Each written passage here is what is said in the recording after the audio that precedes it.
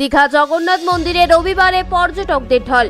দীঘা জগন্নাথ মন্দির উদ্বোধনের পর পর্যটকের ঢল নামছে দীঘা জুড়ে। আজ রবিবার ছুটির দিনে সকাল থেকেই প্রচুর পরিমাণে ভিড় লক্ষ্য করা যাচ্ছে দীঘা জগন্নাথ মন্দিরে। সকাল 6টা থেকেই গেট খুলে দেওয়া হয়েছে সর্বসাধারণের জন্য।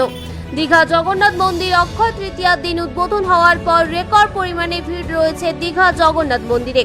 দীঘার জগন্নাথ মন্দির উদ্বোধনের পর মানুষের উন্মাদনা তুঙ্গে।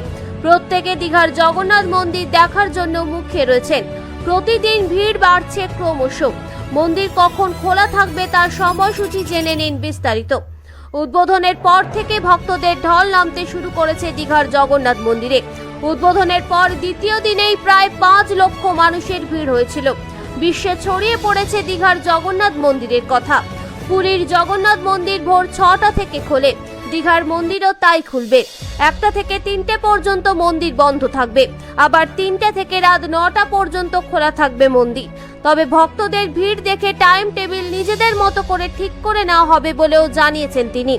5 বার ভোগ দেওয়া হয়। তা প্রভু খেতে খুব ভালোবাসেন। বাংলার মায়েরা খুব ভালো রান্না করতে পারেন।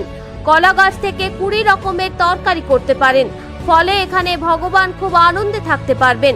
400 থেকে 500 পদ তো এরকমই রয়েছে বাংলায়, যা আমরা ভগবানকে খাওয়াতে পারি। শাক সবজি বাংলায় এত পাওয়া যায় যা বাংলার আর কোথাও পাওয়া যায় না। আর মিষ্টি তো বাংলায় নম্বর 1। পুরীর বিশেষ ভোগ খাজা। দীঘার ক্ষেত্রে কি? রাধারমন জানালেন, খাজা পুরীর ঐতিহ্য। বাংলার মন্দিরের ক্ষেত্রে ট্রেডমার্ক থাকবে সন্দেশ আর গজা। সবাই মন্দিরে সন্দেশ আর গজা নিয়ে যেতে পারবেন। পুরীর জগন্নাথ মন্দির ভোর 6টা থেকে খোলে, দীঘার মন্দিরও তাই খুলবে। 1টা থেকে 3টে পর্যন্ত মন্দির বন্ধ থাকবে, আবার 3টে থেকে রাত 9টা পর্যন্ত খোলা থাকবে মন্দির।